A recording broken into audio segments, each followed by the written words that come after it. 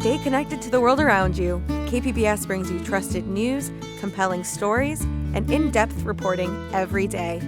Wherever life takes you, KPBS is here, on the radio, online, and on the go. Discover more at kpbs.org.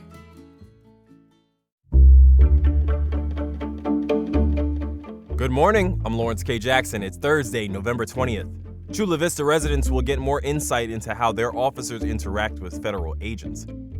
More on that next, but first, the headlines.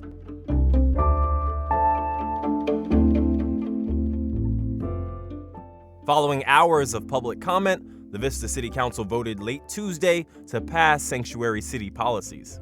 Sanctuary cities look to prohibit law enforcement from conducting immigration enforcement efforts in non-public city-owned or controlled property without a warrant. Supporters of sanctuary cities say these policies help to protect an individual's due process rights. Vista's mayor, John Franklin, voted against the measure and said it would undermine collaboration between the city and the federal government. Starting on January 5th, you'll need to pay to park in Balboa Park. The San Diego City Council voted to approve a new parking pass system on Tuesday. It's for people who don't want to pay a daily fee. City residents will have the option to purchase a $30 monthly, $60 quarterly, or $150 annual pass.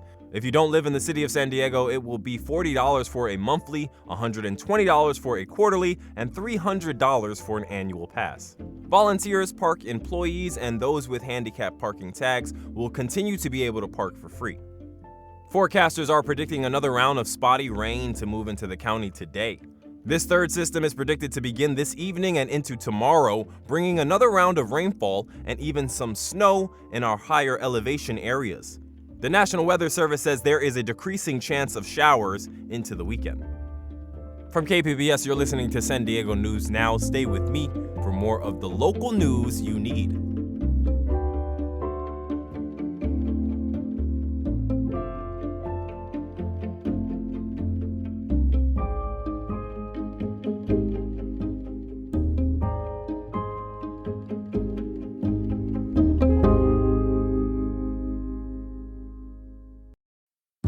Stay connected to the world around you. KPBS brings you trusted news, compelling stories, and in-depth reporting every day. Wherever life takes you, KPBS is here, on the radio, online, and on the go. Discover more at kpbs.org.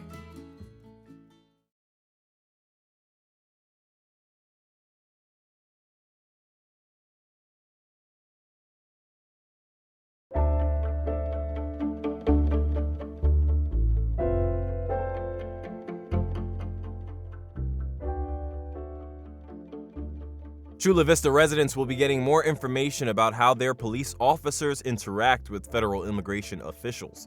South Bay reporter Corey Suzuki says the city council voted on Tuesday night to develop a new disclosure process. In August, ICE agents arrested a parent outside Camarina Elementary School in East Chula Vista. Videos show federal agents in masks and tactical gear stopping traffic. The parent's children were in the back seat.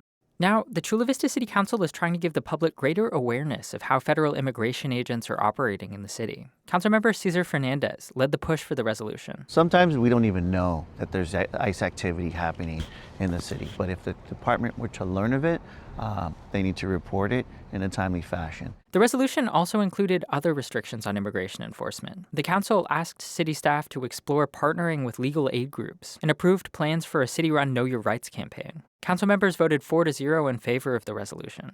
Mayor John McCann, the council's lone Republican, abstained. Chula Vista's resolution is the latest effort by a city in San Diego County to protect immigrants amid the Trump administration's aggressive mass deportation campaign. San Diego, Oceanside, and Vista have all passed similar resolutions. ICE has already arrested at least 35 people in Chula Vista this year, according to the Deportation Data Project. More than half of them have not been charged or convicted of a crime. Corey Suzuki, KPBS News.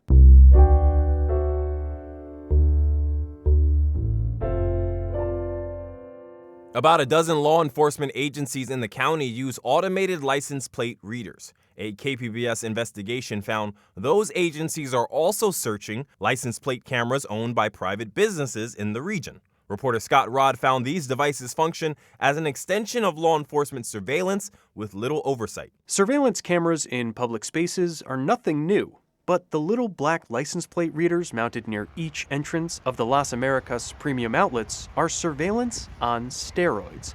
They're made by Flock Safety, an Atlanta-based surveillance technology company, and they capture the license plate, make, and model of every car that enters the mall parking lot. As soon as you come in, it's in the system where they can run your information.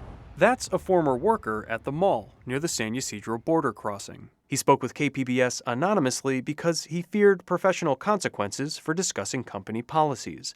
At first, he embraced the Flock devices, believing they would help solve crimes. But he had second thoughts when he realized the power of these license plate readers. The mall gave several law enforcement agencies open access to search and receive notifications from the system. If people knew more about it, I would say people will obviously be pissed off and very concerned. Simon Property Group, which owns Las Americas, did not respond to multiple requests for comment. A months-long KPBS investigation found law enforcement agencies in San Diego County have access to dozens of these privately owned Flock surveillance networks, which include over 150 license plate cameras. Police can search and receive notifications from devices owned by Home Depot, Lowe's, Fashion Valley Mall, the Southwestern Yacht Club, and over a dozen homeowners associations. These surveillance systems have not been previously disclosed to the public. KPBS reviewed over 1,500 pages of police records to uncover them. I think what people don't realize is how many of those cameras are linked together. Rachel Levinson-Waldman is director of the Liberty and National Security Program at the Brennan Center for Justice in New York. She says this technology does more than just snap images of your car. It can give rise to, I think, pretty significant inferences about what you're doing, who you're associating with. It can be used to create patterns of movement. Public outcry in recent years led lawmakers in California to pass certain guardrails for license plate readers owned by public agencies, including restrictions on data sharing. The agencies are also subject to public records requests. But Levinson-Waldman notes these requirements don't apply to private businesses. It really often leaves people in the dark about these incredibly powerful surveillance technologies. She says that's especially alarming given the recent controversies around Flock. The company has faced criticism after federal immigration authorities used local law enforcement to search license plate data around the country, and a growing number of cities are cutting ties with the company over privacy concerns. Flock spokesperson Holly Balin says the company has beefed up safeguards in response. What Flock wants to make sure is that we offer all of the tools so that communities can decide for themselves what balance of safety they want to strike while protecting privacy, while adhering to the values of their communities. Most of the private businesses in San Diego that share their Flock system with law enforcement either declined or did not respond to requests for comment. But one homeowner association member spoke to us by phone. Robert Lynn lives in Fallbrook's Malabar Ranch community and is a board member of the HOA. I can't see a reason any HOA would not share the data feed with the local sheriff if the intent of putting the camera system in it is for security. KPBS spoke with several law enforcement agencies in San Diego County. They all touted the license plate readers. Commander Christopher Lawrence is with the San Diego County Sheriff's Office. We've been able to solve multiple murders, several kidnappings, several rape cases, but the vast majority have been narcotic cases and stolen vehicle cases. He says everyday San Diegans have nothing to worry about when it comes to privacy issues. There is at least one state law that applies to private businesses that operate license plate readers. It requires them to post a privacy policy online that details how they use the technology. But company policies KPBS tracked down appear to fall short of what's required by law. Companies disclosed their use of license plate readers, but did not say specifically how they were being used. Not one described the open access granted to police. Scott Rodd, KPBS News. This story was co-reported by KPBS investigative reporter Gustavo Solis. Somali Family Service of San Diego is a nonprofit, community-based social service organization.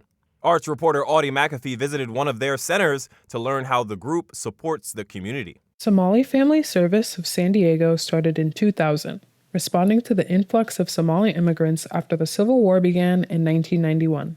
Director of Operations Mustafa Zahid says the organization expanded as the community's needs grew. We realized that a lot of the needs that the Somali community had, other populations also had those same needs, whether it was, accessing health services, whether it was supporting the educational system or supporting just navigating, a new life in a new community. So we've really been able to support not just the Somali community, but the larger San Diego community. Immigrants, refugees, and asylum seekers make up about 22% of San Diego's population. Somali Family Service aids roughly 10,000 people each year. Zahid says helping people feel comfortable and welcome in San Diego is central to the organization's mission. We also realized that helping them have a sense of belonging here, have a sense of comfortability here, is really something that also supports them equally. Because how are you supposed to go to school, hold a job, start a business if you don't feel like you're an active member of the community? You can learn more or request services at somalifamilyservice.org. Audie McAfee, KPBS News.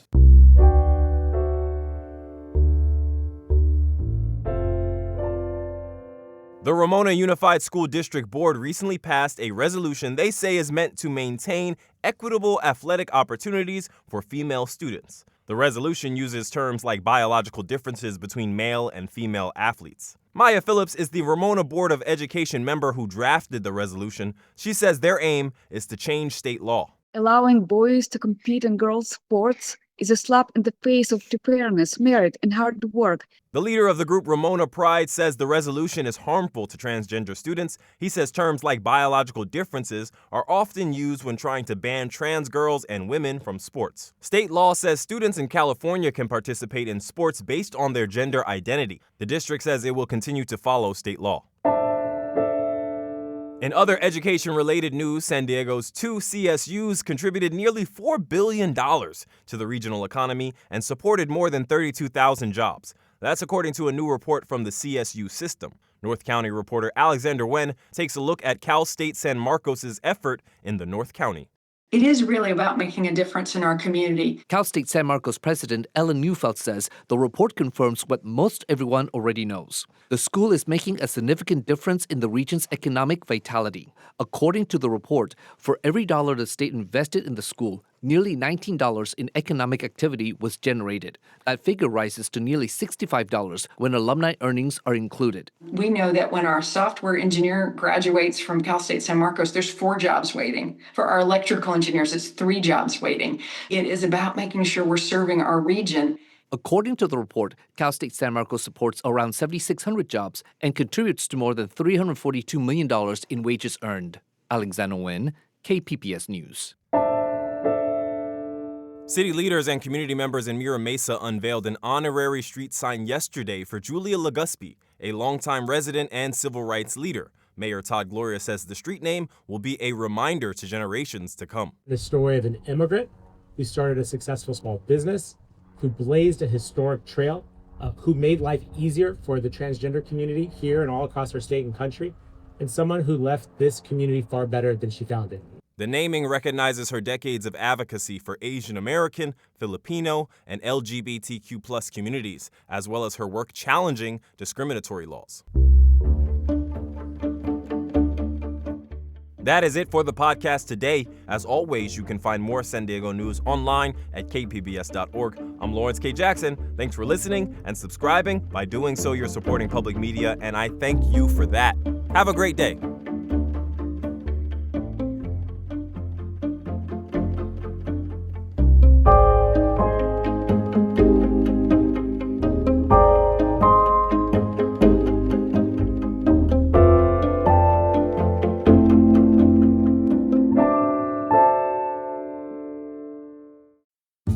Stay connected to the world around you. KPBS brings you trusted news, compelling stories, and in-depth reporting every day.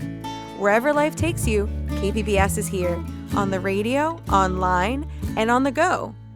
Discover more at kpbs.org.